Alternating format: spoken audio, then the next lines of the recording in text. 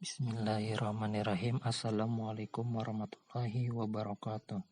Di sini kami kelompok 3 yang beranggotakan Abdul Rasid, saya sendiri, Ahmad Ramadhani, Irma Yulinda, Nopi Nur Apni, Ahmad Jauhari, dan Muhammad Nafis membawakan materi tentang akad. Materi yang kami bawakan memiliki klasifikasi materi dari definisi akad, termasuk dalam fakta, syarat dan rukun akad, masuk dalam klasifikasi fakta, macam-macam akad, masuk dalam klasifikasi konsep, syarat barang yang diakadkan, masuk dalam klasifikasi fakta, dalil akad, masuk dalam klasifikasi fakta, dan prosedur akad masuk dalam klasifikasi prosedur. Media yang digunakan. Media yang digunakan di sini ada 2, yaitu media audiovisual dan media video tutorial.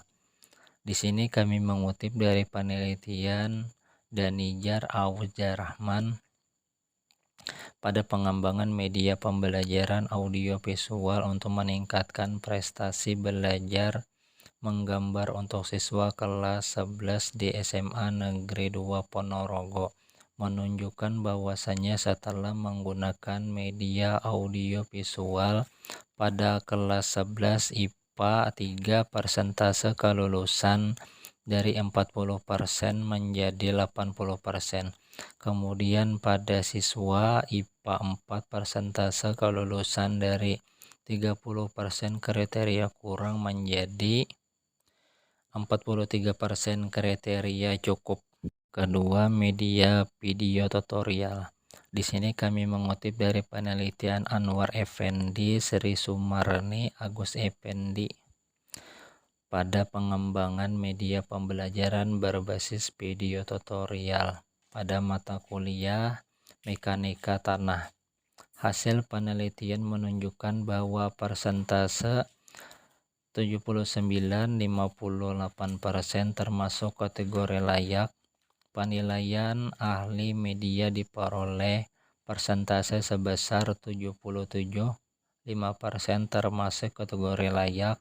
Penilaian ahli pembelajaran dengan persentase sebesar 86,13% termasuk kategori sangat layak. Hasil uji coba luas diperoleh persentase sebesar 75,867% termasuk kategori layak. Bismillahirrahmanirrahim. Lanjut kepada pembahasan. Yang pertama, definisi. Secara bahasa akad berarti ikatan atau persetujuan. Sedangkan secara istilah akad adalah mekanisme tertentu yang dilaksanakan untuk sahnya sebuah perbuatan. Akad sendiri terbagi dalam beberapa macam, yakni akad jual beli, akad sewa menyewa, akad pernikahan, dan lain sebagainya. Jadi secara istilah yang dimaksud dengan akad dalam hal ini adalah ijab dan kabul dalam bentuk sigat lafaz ijab dan kabul. Masuk kepada pembahasan yang kedua, yaitu dalil. Dalam Al-Quran surah Al-Maidah ayat 1, Allah Subhanahu wa Ta'ala berfirman yang berbunyi Bismillahirrahmanirrahim, Ya ayyuhallazina amanu ufu bil uqudi, yang artinya, hai orang-orang yang beriman, penuhilah akad-akad itu. Sesuai dengan firman Allah di atas, dapat dipahami bahwa hukum melaksanakan akad adalah wajib. Syarat dan rukun akad. Syarat akad yang pertama, syarat orang yang berinteraksi, yaitu baligh, berakal, mumayyiz, orang yang dibenarkan secara hukum untuk melakukan akad. Yang kedua, syarat sigot, dilaksanakan dalam satu majelis. Ijab dan kabul harus ucapan yang bersambung. ijab dan qabul harus merupakan pemindahan hak dan tanggung jawab. Selanjutnya, rukun akad. Rukun akad yang pertama, dua orang atau lebih yang melakukan akad atau transaksi. Yang kedua, sigot atau ijab dan qabul. Jadi selain dua pihak dalam akad harus ada ijab dan qabul atau pernyataan memberi dan menerima dari kedua belah pihak. Dan rukun yang ketiga yaitu ma'qud alaih atau sesuatu yang diakadkan. Nah, jadi rukun yang ketiga ini adalah harus ada benda atau hal yang diakadkan. Misalnya seperti jual beli tanah, maka tanah adalah ma'qud alaih. Yaitu macam-macam akad. Adapun yang pertama akad lisan, yang kedua akad dengan tulisan, yang ketiga akad dengan perantara utusan, yang keempat akad orang bisu. Adapun akad lisan yaitu ada dua orang bertransaksi yang di situ ada ijab dan kabul, contohnya jual dan beli. Sedangkan akad dengan tulisan itu misalnya ketika dua orang yang terjadi transaksi jual beli yang berjauhan, maka ijab kabulnya boleh dengan cara tulisan atau khitbah. Sedangkan akad dengan perantara utusan yaitu dengan cara menitipkan barang kepada orang lain yang akan dititipkan barang itu kepada orang yang ketiga. Sedangkan akad orang bisu yaitu bagi orang yang tidak dapat melakukan akad jual beli dengan cara ucapan atau tulisan, maka boleh menggunakan isyarah sehingga muncul kaidah. Isyarah bagi orang bisu sama dengan ucapan lidah. Adalah syarat barang yang diakadkan. Yang pertama adalah bersihnya barang.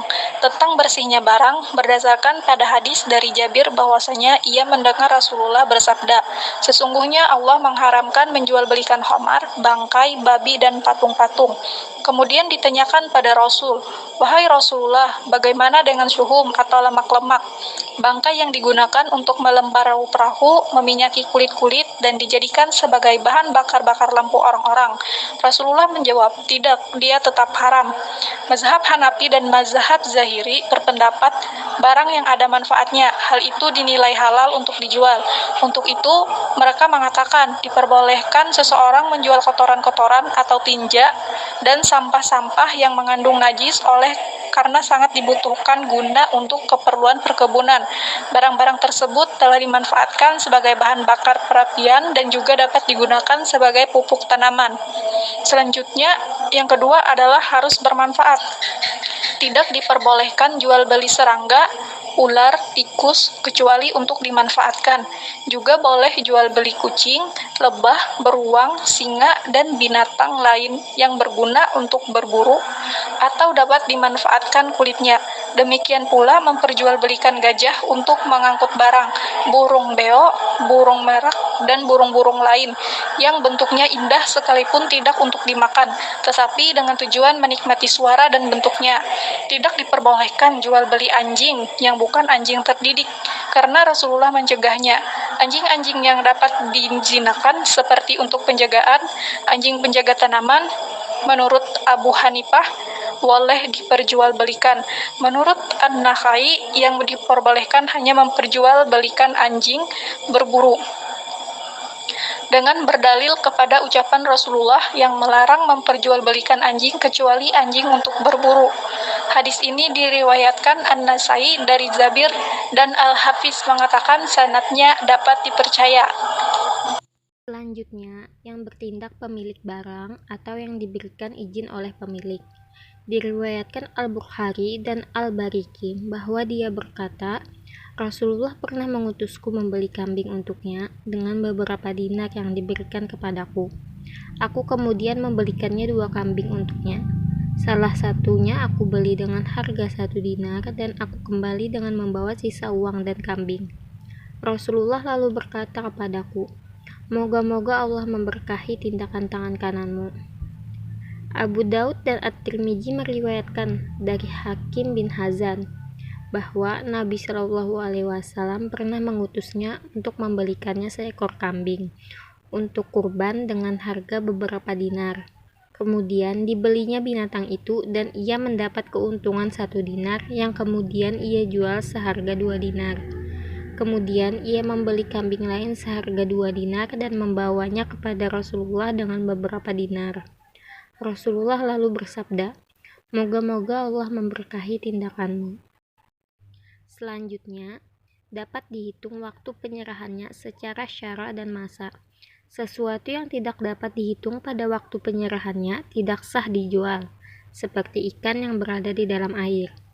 Imam Ahmad meriwayatkan dari Ibnu Mas'ud radhiyallahu anhu berkata, "Janganlah kalian membeli ikan yang berada di dalam air, sesungguhnya yang demikian itu penipuan."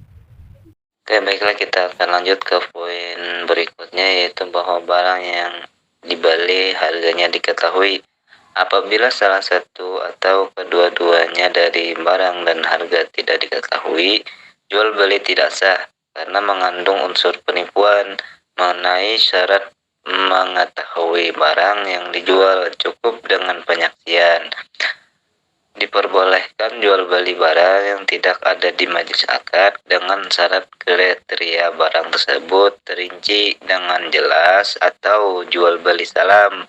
Jika ternyata sesuai dengan informasi, jual beli menjadi sah, dan jika ternyata berbeda pihak yang tidak menyaksikan salah satu pihak yang melakukan akad, boleh memilih menerima atau tidak. Tak ada bedanya dalam hal ini baik pembeli maupun penjual. Baiklah, lanjut lagi, barang yang diakad ada di tangan. Tidak diperbolehkan menjual barang sebelum ada di tangan, karena boleh jadi barang itu telah rusak pada saat masih berada di tangan penjual, sehingga menjadi jual beli gurur. Dan jual beli gurur tidak sah dalam hadis riwayat Ahmad, Al-Baihaqi, dan Ibnu Hibban dengan sanad yang hasan bahwa Hakim bin Hizam berkata, "Wahai Rasulullah, sesungguhnya aku membeli barang jualan, apakah yang halal dan apa pula yang haram daripadanya untukku?"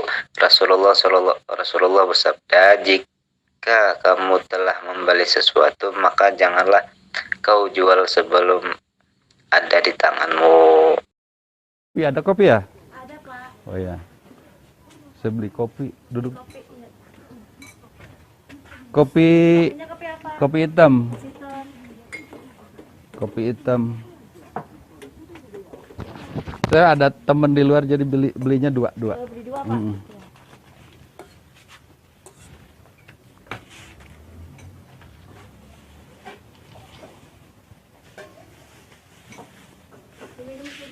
Di sini aja. Kopi hitam semua. Kopi hitam.